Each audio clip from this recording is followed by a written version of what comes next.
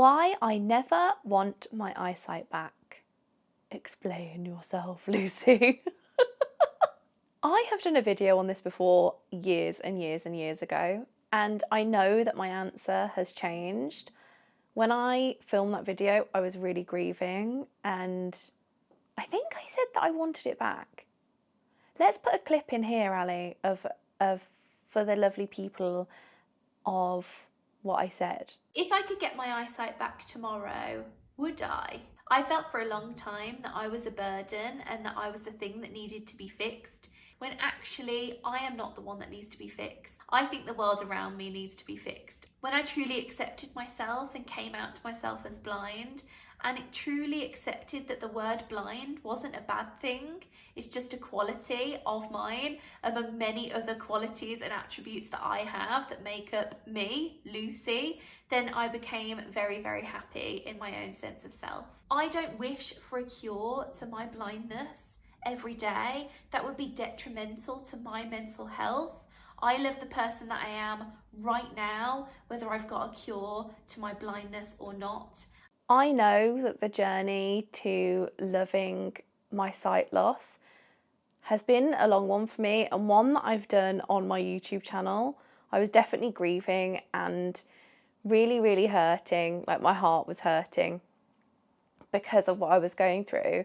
And I know for a fact that throughout the years, I used to think about the sighted girl that had all of her life ahead of her and could have seen the world in a different way. And I don't think of her really anymore, because I've been 12 years blind this year and I love being blind. I think it's when I really adopted blind not broken as my phrase online, but also just in life, when I really took on the social model of disability, meaning the world around me is the thing that needs fixing and it's not me as the blind person that really needs to change at all. And fundamentally, I dealt with a lot of internalized ableism within myself to really get to the place where I didn't feel like I needed to fix myself. Obviously, like going to different eye hospital appointments as a young little girl, the consultants don't mean to make you feel like this, but I think for me, obviously, every appointment, the aim of it was to fix my eyesight and to make sure that it was here and to get it back, or to do an operation to change it in some way. And I guess when I couldn't have the operation that could quote unquote save my sight, it was like, oh, well, what now? And there wasn't a lot of resources at the time when I lost my eyesight that would help me kind of rehabilitate. It was just like, oh, you're blind, off you go. And suddenly I wasn't at the hospital that I'd been at since I was 11 years old.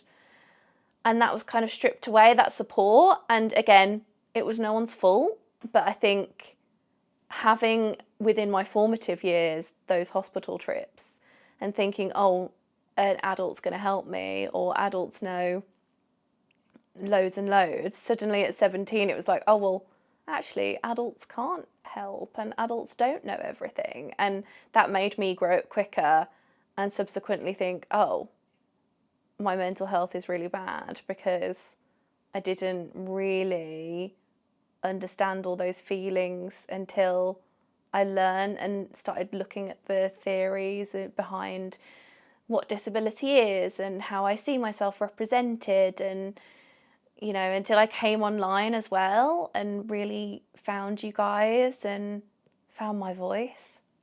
I'm not going to sit here every single day and wish for something that I'm never going to be, i.e., I'm not going to always wish, oh, if I could get a cure or if I'm fixed tomorrow, then this will happen. There is absolutely no point in living life that way. There was this acceptance that I went through as a young person in my early 20s when I started to live my life in the new body that I found myself in.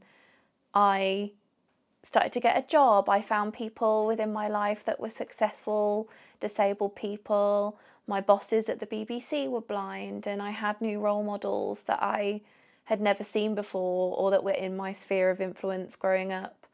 I think when you don't see yourself represented, you get really scared that your life's over because, you know, you don't feel like you can amount to anything. But actually, when I moved to London and went into that world, I actually found myself a lot quicker than I thought I would have. And I guess like 22 and 23 were quite transformative years for me, because finally I didn't feel like a burden to myself. That word burden was like a massive thing for me. And also independence. It became such like a massively horrible word for a while because I didn't feel independent. But suddenly, like when I got my gorgeous guide dog Olga, who's no longer with us, she just changed my life forever. And I didn't feel like, oh, you know, Lucy can't be independent, Lucy and Olga can't be independent, because we were being. And the more active things, like physical things that I kept doing to prove to myself that I was still in here and I was still Lucy, it was just a different version of me. I actually started just to be and to feel so much more like myself. I think it did take a long time. As I said, from like 17 to 22, 23 was really the years where I was battling with my mental health, and I had a big, massive breakdown. And, you know, it wasn't easy. It's hard, isn't it? Like when I'm sitting here now, confident, nearly 30, you know, building a family, married. Ultimately, these are all the reasons why I don't want my sight back. I think it would be scary to just wake up tomorrow and be like, oh, sighted Lucy again.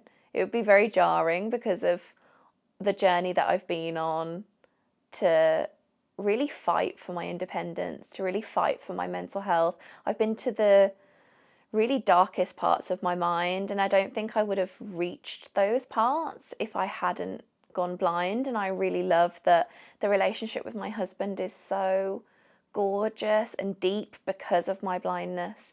You know, I've got a relationship with my guide dogs, and now my guide dog, Miss Molly, because of my blindness. It's just so rich. And the same with my family. You know, they help me so much around the house. And also, like, I've admitted to myself that I do need help in different ways, especially like thinking of family planning. Like, I'm very much like, I need this amount of help, and I'm going to need this when I'm pregnant.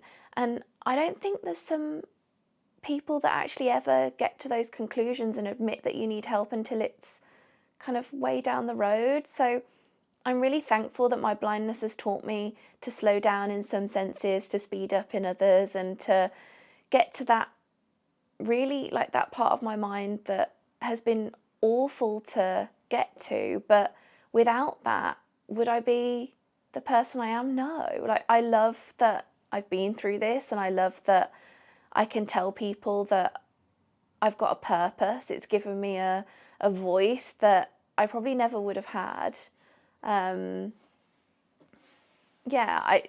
Truthfully, I don't know what I would be without blindness. I wouldn't be the Lucy standing in front of you, probably not as confident, not as sure of herself, not as resilient. I owe my blindness a lot, and I'm so thankful for it. And the last thing I will say is that it's just one part of me. I see myself as a wife, a daughter, a dog mommy, and a mortgage owner.